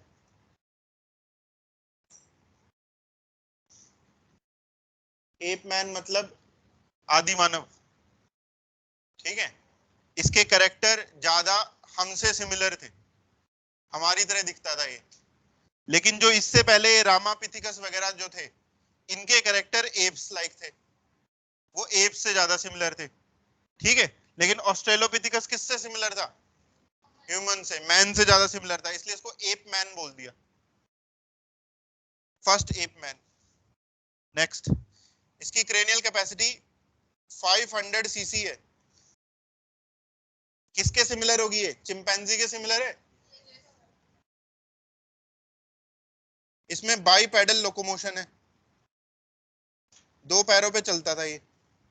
तो ये कैरेक्टर किससे सिमिलर है, ये ह्यूमन से सिमिलर है, इसलिए इसको एप मैन बोला।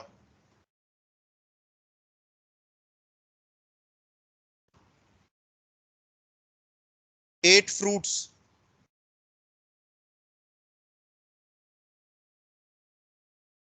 इसके लिए कहा जाता है कि ये फ्रूट्स खाता था, वेजिटेरियन था ये।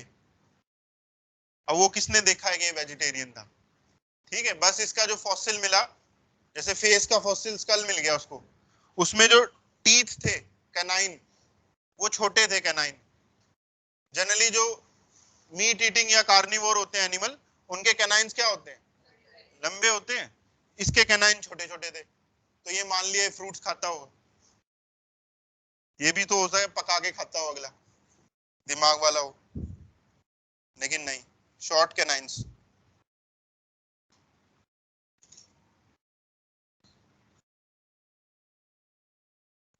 इसका फॉसिल कहाँ मिला? Found in east African grasslands.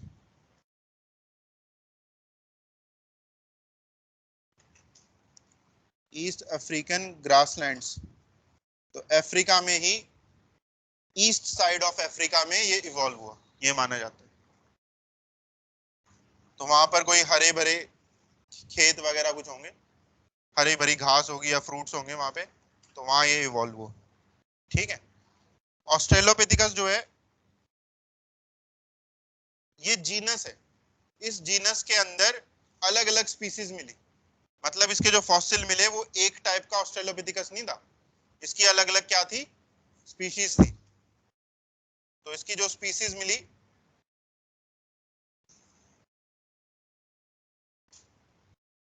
तीन अलग अलग इसकी स्पीसीज मिली। ऑस्ट्रेलोपिथिकस,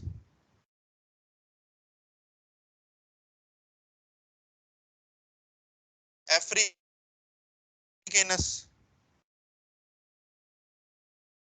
अफ्रीकेनस,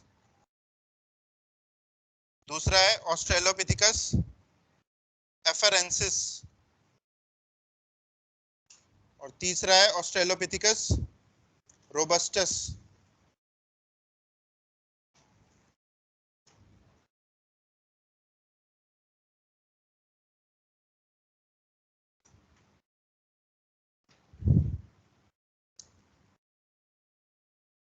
अफ्रीकेनस, एफरेंसिस, रोबस्टस, तीन अलग अलग इसकी स्पीसीज मिली अफ्रीका में।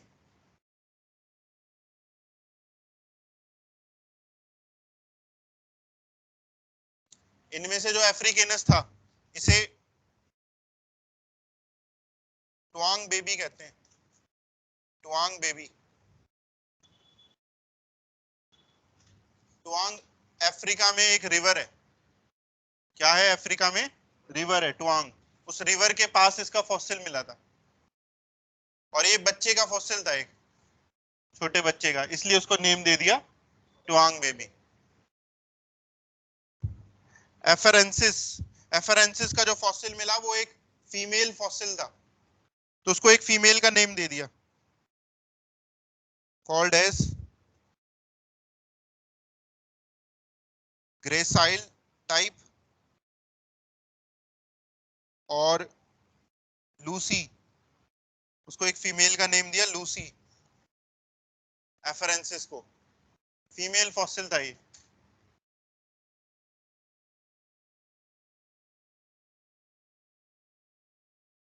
ग्रेसाइल का मतलब होता है जो, जिसमें बहुत ज्यादा कोई स्ट्रेंथ ना हो, यहां पर ग्रेसाइल का मतलब है जिसमें ज्यादा स्ट्रेंथ ना हो, इसकी जो बोन्स थी वो बहुत ज्यादा थिक नहीं थी, बोन्स की लेंथ ज्यादा लॉन्गर नहीं थी, इस वजह से इसे ग्रेसाइल टाइप बोला गया। लेकिन एक ऐसी स्पीशीज मिली जिसकी बोन्स थिक थी, मोटी बोन्स थी, लंबी बोन्स थी, उसको रोबस्ट टाइप बोला गया, रोबस्ट टाइप, रोबस्ट मतलब जो स्ट्रांग है। तो ये अलग अलग स्पीसीज इसकी अफ्रीका में इवॉल्व हुई होंगी, रोबस्टस।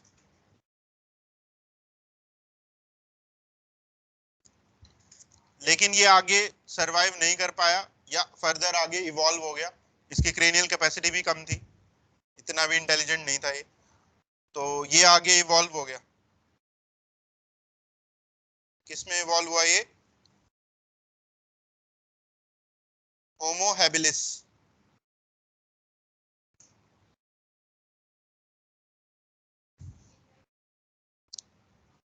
हाँ, मतलब जो होमो ऑस्ट्रेलोपिथिकस जो था, उन्हीं से आगे बने होमो हैबिलिस। ऐसे लिंक नहीं बोलते कि किस ऑस्ट्रेलोपिथिकस से मिले, बस ऐसे बोल देते उन्हीं से आगे बन गए, होमो हैबिलिस।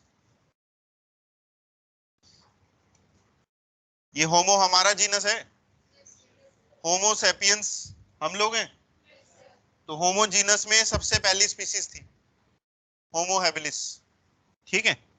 तो इसलिए इसको बोलते हैं फर्स्ट ह्यूमन लाइक बीइंग। जैसे हम लोग ह्यूमन बीइंग है और ये ह्यूमन लाइक है, ठीक है, human like being Homo habilis. इसकी क्रेनियल कैपेसिटी 650 से 800 सीसी। क्रेनियल कैपेसिटी क्या होगी ऑस्ट्रेलोपिथिकस के कंपैरिजन में? इंक्रीज होगी। ह्यूमन एवोल्यूशन में ये देखा गया है कि जो ब्रेन का साइज था वो एवोल्यूशन के साथ क्या हो गया? इंक्रीज हो गया, जिससे ह्यूमंस की जो इंटेलिजेंस थी वो क्या होगी? बढ़ती गई। नेक्स्ट, होमो हैबिलिस जो था ये स्टोन के टूल्स बनाता था, मेड स्टोन टूल्स, कलाकार था ये, इसलिए इसको बोलते हैं कॉल्ड एज हैंडीमैन। हाथ की सफाई दिखाता था ये, मतलब टूल बनाता था स्टोन स्टोन के। या फिर एबल मैन, एबल मतलब वो कुछ कर सकता था, और स्किलफुल मैन, ठीक है, स्किल्स थे उसमें टूल टूल बनाने के। अब हमें कैसे पता चला कि उसने पत्थर के टूल बनाए हैं? मिले, किसको मिले होंगे? हाँ, हमें मिले ना, उसे थोड़ी ना मिलेंगे। तो जहां से इसका फॉसिल मिला उसी फॉसिल के आसपास से ऐसे पत्थर के टूल्स भी मिल गए। तो ये प्रेडिक्ट कर लेते हैं उसी ने छोड़े होंगे, मरते वक्त टूल के साथ मरा होगा वो। अच्छा, ये कब था ये 1.5 MYA?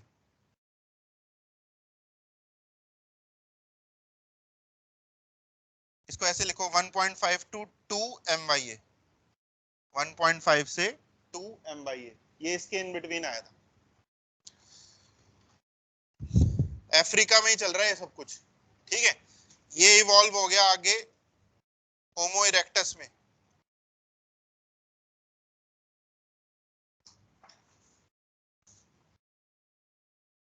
होमो इरेक्टस,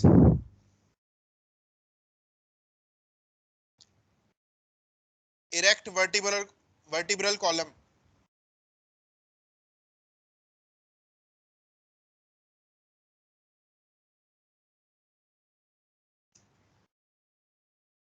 इसकी जो बैकबोन थी वो क्या थी? इरेक्ट या स्ट्रेट थी। इसकी बैकबोन स्ट्रेट थी, जिससे ये सीधा खड़ा होता होगा, बाकी झुक के खड़े होते होंगे। कई बार दिखाते हैं ना कैसे एप, पहले एप था वो धीरे धीरे सीधा होता गया और फिर ह्यूमन बन गया, ह्यूमन फिर कंप्यूटर के आगे झुक गया, ऐसे। तो इरेक्टस जो था इसकी वर्टिब्रल कॉलम स्ट्रेट थी, तो ये सीधा खड़ा हो पाता था। और इसकी क्रेनियल कैपेसिटी 900 सीसी। तो और क्या होगी क्रेनियल कैपेसिटी? इंक्रीज होगी। ये सारी वैल्यूज पूछी जाती हैं, इन्हीं पे क्वेश्चन आएंगे जो ये मेन पॉइंट्स में लिखा रहा हूं, ठीक है। नेक्स्ट, इसके लिए कहा जाता है हंटेड बिग टाइम, हंटर था ये, हंटिंग करता था ये, और मीट ईटर भी होगा ये, हंट करता होगा, जो मार के लाता होगा खाता होगा उसे। Next, new use of fire, आग जलाना जानता था ये और इसने आग लगा दी। कैसे पता चला हमें ये आग जलाना जानता था ये?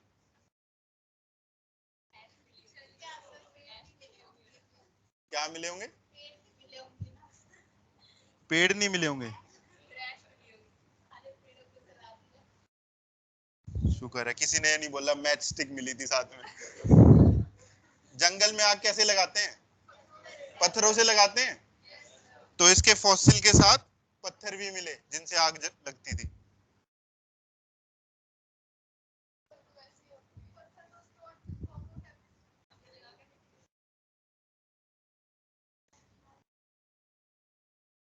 1.5 MYA।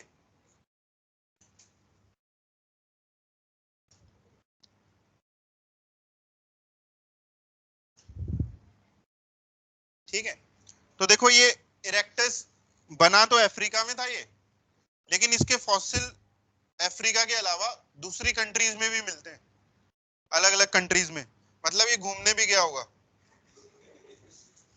वर्ल्ड टूर पे। 3 इसके फॉसिल अलग अलग कंट्री में मिले।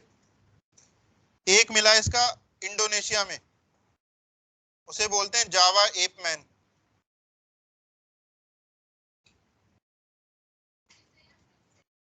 ये होमो इरेक्टस ही है, बस जो इंडोनेशिया में मिला उसका नाम अलग रख दिया, जावा एप मैन।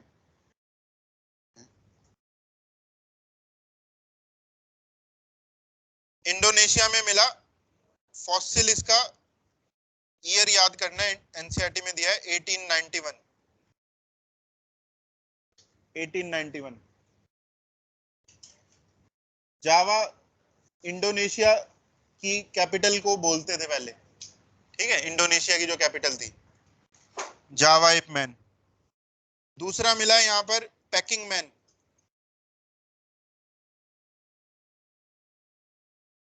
ये चाइना में मिला, चाइना की कैपिटल है बीजिंग। ये वो छोटी आंख वाला हो गए। और एक मिला फिर हिडलबर्ग मैन।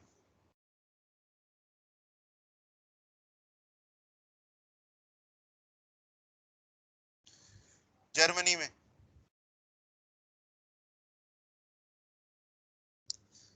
तो ये माना जाता है ये पहला ह्यूमन एवोल्यूशन में था स्पीसीज होमो इरेक्टस जो अफ्रीका से बाहर निकला। ठीक है, और अलग अलग कंट्रीज में गया, लेकिन अलग अलग कंट्री के टेम्परेचर या क्लाइमेट अलग होता है, तो वो वहां सरवाइव नहीं कर पाया, और जिस वजह से क्या होगी, उसकी एक्सटिंक्शन होगी, वो खत्म हो गया या फर्दर आगे इवॉल्व हो गया। जो बचे कुचे रह गए अफ्रीका में होमो इरेक्टस, ज्यादातर तो माइग्रेट कर गए, जो बचे कुचे रह गए वो आगे इवॉल्व हो गए नई स्पीसीज में अफ्रीका के अंदर ही।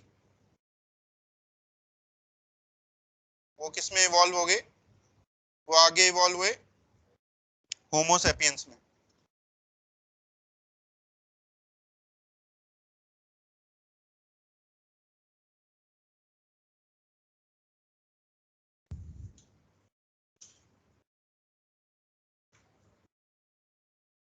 होमो सेपियंस जो हमारी स्पीसीज है। ठीक है, तो Homo erectus,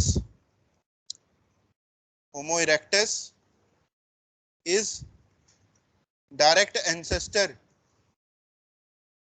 direct ancestor of Homo sapiens. Homo sapiens का डायरेक्ट एंसेस्टर कौन हुआ, इरेक्टस ही हुआ ना, और ये अफ्रीका में इवॉल्व हुए थे। होमो सेपियंस तो एक स्पीसीज होगी, इस स्पीसीज की आगे होती है सब स्पीसीज, इसमें भी आगे सब स्पीसीज हैं। इसकी 3 सब स्पीसीज हैं, जिनमें से 2 को पहले हम पढ़ते हैं।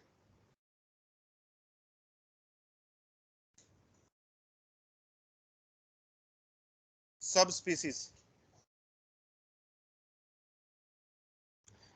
पहली सब स्पीसीज है इसकी निएंडरथल मैन।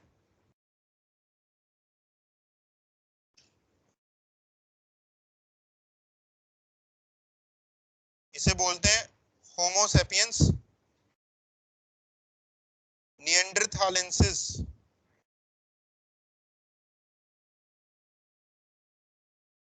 होमो सेपियंस निएंडरथालेंसिस, ये इसका साइंटिफिक नेम हो गया निएंडरथल मैन का।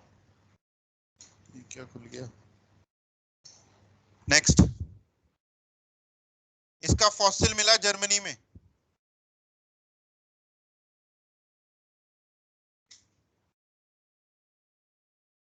मतलब होमो सेपियंस अफ्रीका में बने होंगे और ये भी बाहर निकल गए होंगे अफ्रीका से। इसकी 1400 सीसी और भी ज्यादा इंक्रीज होगी।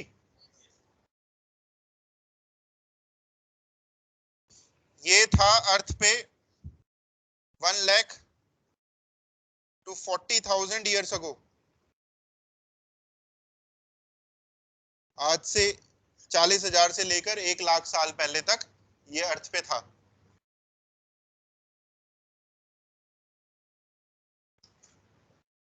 यूज हाइड्स, हाइड्स होता है एनिमल स्किन,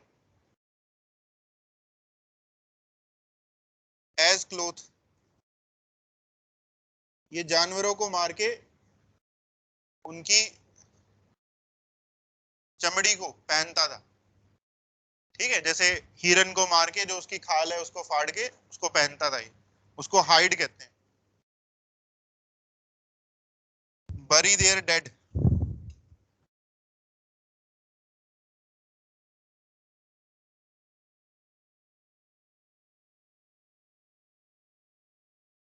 बरी देयर डेड का मतलब है अपने फैमिली मेंबर्स को ये दफनाता था, प्रॉपर उन्हें बरी बरी करता था जब वो मरते थे। बरी मतलब मिट्टी में दबाना। तो इसके जो फॉसिल्स हैं वो बड़े ओरिएंटेड मैनर में मिलते हैं, जैसे 3-4 फॉसिल एक साथ मर गए। हो सकता है ये सोसाइटी में रहता हो और सोसाइटी में मान लो एक दिन 4 लोग मर गए, चारों को दबा दिया, वो चारों मिल गए एक साथ। ठीक है, तो वहां से पता चला हो सकता है इसमें सोसाइटी या कोई इसमें रिचुअल भी रहा हो इसका, जिसमें ये डेड को अपने बरी करता हो। लेकिन ये मर गया, ये इवॉल्व आगे फर्दर नहीं हुआ और ये यहीं पर ही खत्म हो गया। दूसरा बना crow Magnon man. Crow Magnon, ये टॉपिक खत्म करेंगे बस, ये सीक्वेंस, फिर क्लास एंड करेंगे। क्रो मैग्नॉन है होमो सेपियंस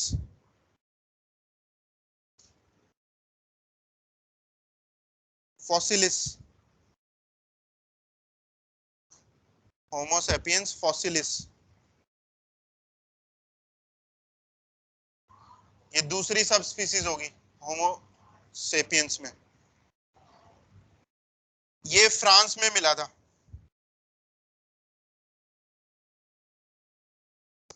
यूरोप घूमते थे ये लोग, जर्मनी में वो मिला और ये मिला फ्रांस में। और इसका ब्रेन साइज हमसे भी बड़ा था, 1650 सीसी, हमसे भी ज्यादा इसकी ब्रेन की वॉल्यूम थी। इसे मोस्ट इंटेलिजेंट मैन बोला जाता है।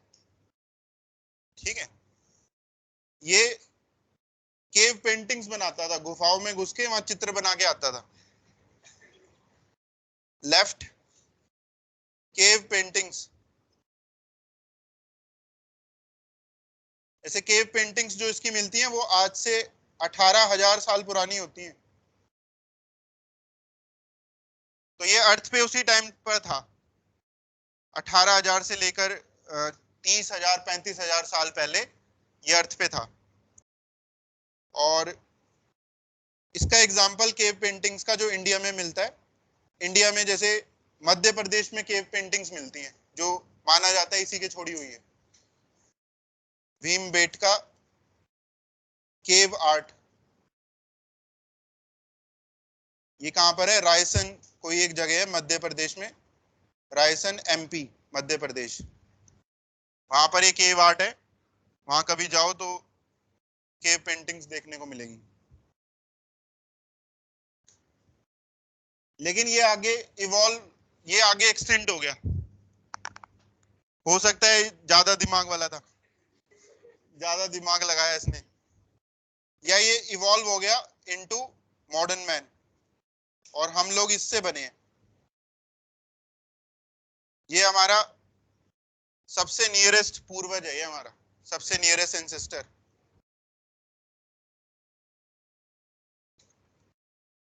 Directly evolve into modern man.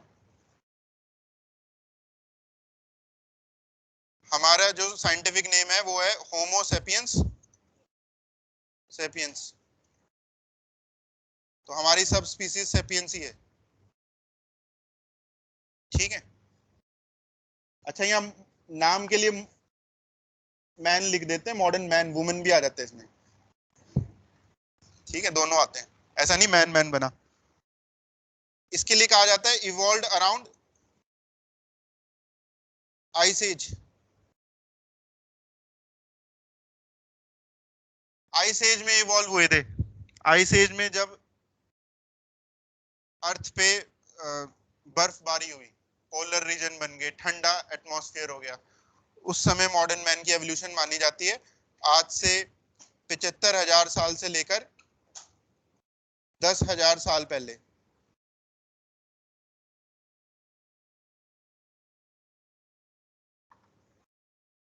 75,000 साल से लेकर 10,000 साल पहले ये हम लोग आए।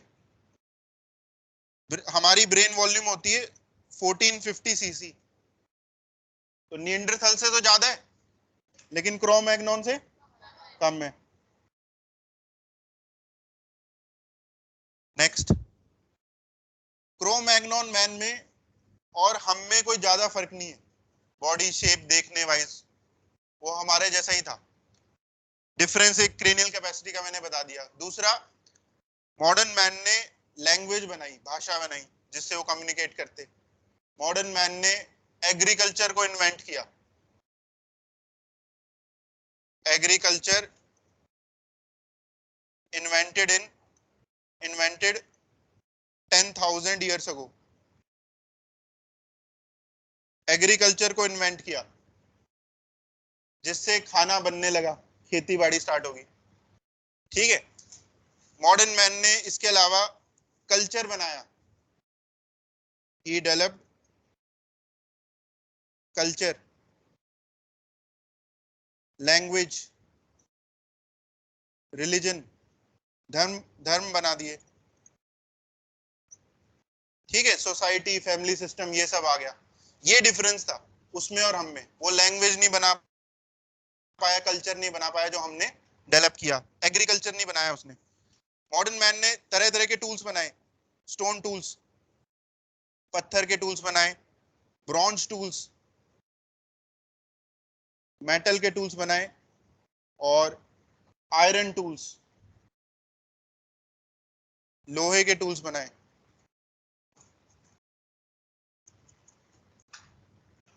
ठीक है। आयरन टूल्स जैसे तलवार, भाले, ये सब बन गए। फिर वो आपस में लड़ने लग गए। राज्य तो थे वही बनाते थे, आपस में लड़ने लग गए। ठीक है। तो ये हो गया यहाँ पर कंप्लीट हमारा टॉपिक, ये ह्यूमन एवोल्यूशन।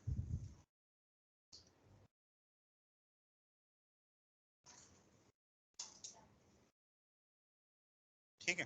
तो ये लेक्चर मैं यहाँ पे एंड करता हूँ।